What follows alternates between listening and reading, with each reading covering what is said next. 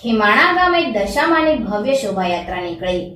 કાંકરેજ તાલુકાના ખીમાણા ગામે આજે શ્રાવણ સુદ 9ના દિવસે વહેલી સવારે દશામાની ભવ્ય શોભાયાત્રા નીકળી હતી।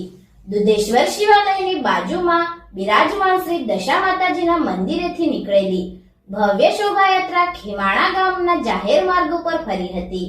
ડીજે સાઉન્ડના સથવારે શણગારેલી ઊંટ ગાડીમાં વાજતે ગાજતે દશામાના જય જયકાર સાથે નીકળેલી માતાજીની શોભાયાત્રામાં ખીમાણા ગામના દરેક સમાજના લોકો જોડાયા હતા અને અબીલ ગુલાલની છોડો વચ્ચે ભાવિકો નાચગાન પૂર્વક ઝૂમી ઉઠ્યા હતા।